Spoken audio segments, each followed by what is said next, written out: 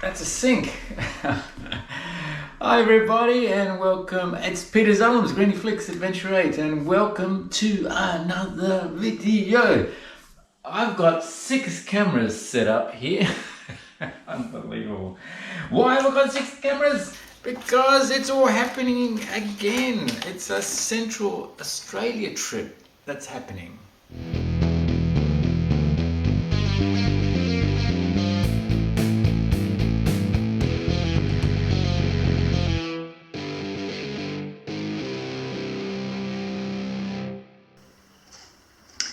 And as you probably would have gathered from some of my previous videos over the last week or so, there's a bunch of preparation that needs to be done for the four-wheel drive and everything else that goes with it. And today's video is about all the different cameras I'll be taking along for this adventure journey so that I can record the action, take advantage of the situations that may occur. And so this is all about the cameras I'll be using. Let's go through what I've got here so that this might be of usefulness to you as well if you're into travel and adventure photography, adventure travel and stuff. Alright, so gathered from the thumbnail, everything that was in the pack, my adventure pack I will call it, my adventure photography pack. There are 4 action cameras, 1 DSLR, Nikon D500 in this case, and a smartphone, an iPhone in this case as well. So let's have a look at the setup that I've got here. So I'll take one of these cameras as an example. Let's take this one here, my GoPro 9. So you can actually see what the setup is here. We've got, what have we got here? All right, so the D500. And then we've got, it's hard to tell from here with the backlight, isn't it? Okay, let's go this way, out of the frame. So this is a Nikon W300, so underwater camera, and also another one. I think this is the 130, so previous model, and the iPhone, which you're familiar with, a GoPro 7, and all that's going to fit. Oh, okay, we've got a drone as well for aerial stuff. So this is a DJI Mavic 2 I think it is. We've got a microphone, windsock, windcat, whatever it is, and some remote mics and Wi-Fi type thing. Alright, so the point of this exercise and having all these different cameras set up is so that I can understand how they all come across in the editing. And how I would be using them. So obviously if I'm using this one here, then I can move it around for selfies. That's fine. That's good. I'm using, that was the GoPro 7.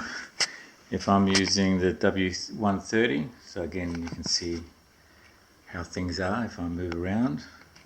One of the challenges with all of these cameras is wind, and I have a couple of solutions for that. These small action cameras, the Nikon action cameras, I just put part of a cut-off sock over the microphone, and that gets rid of a lot of the wind noise. If I'm using the D500, I'll be using probably one of these is it dead cat they call these on the microphone, so they'll cut out a lot of the wind. And these lapel mics, they're pretty good, so they also cut out a lot of the wind. So 4 action cameras. I find that these little ones here are pretty damn good. They're good for stills, the W300, Nikon Coolpix W300 and the 130. They're good for stills, they're good for underwater, they're pretty robust, you can throw them anywhere, and they produce a reasonably good video. The W300 does do 4K, even though most of my filming is usually done in 180p. And then when I publish on 4K. Anyway, so that's these little cameras. So they tend to be used quite a bit in my photography when I'm doing adventure travel. And it's not unusual for me to mount these on a monopod. And then I've got sort of an extended selfie stick to a certain extent, which also works very well.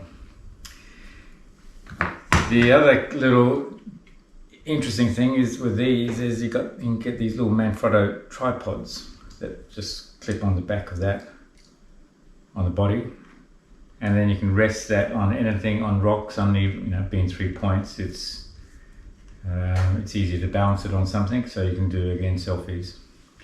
A lot of the when you're doing adventure travel, yes, you do have other people around you, but sometimes it's just better just to set things up so that the people that are around you can be in the photo or in the video as well, without never necessarily having to hold the camera.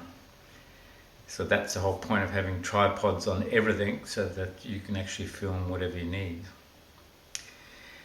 So they're the two small Nikon action cameras. The GoPros are great because they're so easy. Well, actually, ease of use. The little Nikon action cameras are probably the easiest to use. The iPhone is obviously very easy to use as well. The GoPros, everything is menu driven, so sometimes you forget about where it is on the menu. But at least they both go, reasonably new GoPros, 9 and 7. So the menu systems are very similar, so at least you get used to it.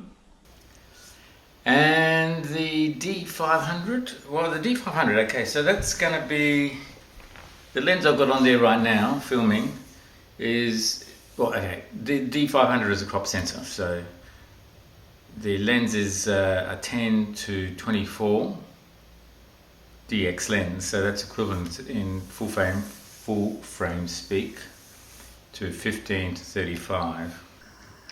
The other lens I'll be traveling with is this one here, which is again a very practical travel lens. It's the Nikon 28 to 300 lens. So when you put it on with the crop sensor of the D500, that makes it a 42mm to 450 telephoto lens. The aperture varies from 3.5 to 5.6. So again, you never know what sort of photography you're going to have when you're traveling. But landscape is obviously one, and but wildlife and people in the distance and things in the distance, so that's where telephoto really helps as well. This is a vibration reduction lens, so that handles that part. And so that's the reason for those two lenses. I will have a third lens that I'll be probably taking along, and that's an old manual Nikon, either the 35 1.4 or the 50 1.4. The advantage of the 50 1.4 is it's smaller, it's lighter than the 35. And when you're shooting wide open at 1.4, the 50 is actually has greater definition, whereas the 35 tends to soften up a bit.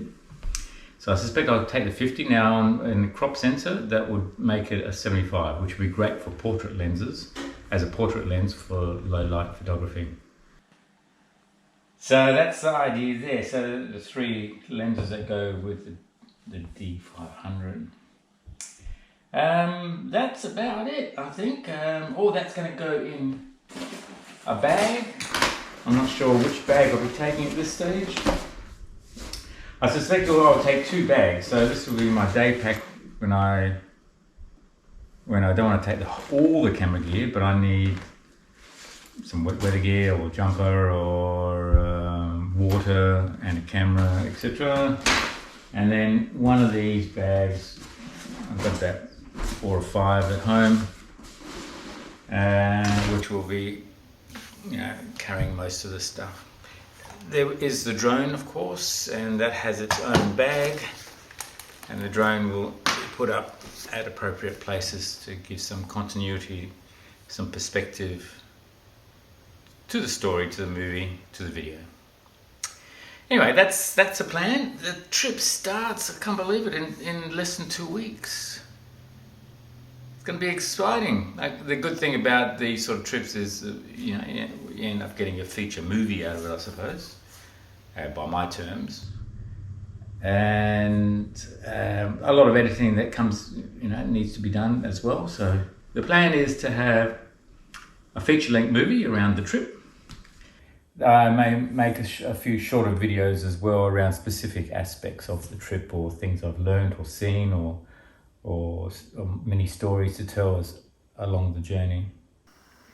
Anyway, I hope you found this interesting. Again, 6 cameras, all filming at the same time. It's going to be fun editing all this and trying to make something out of it. I hope you've enjoyed this video. If it's the first time to my channel, please do subscribe.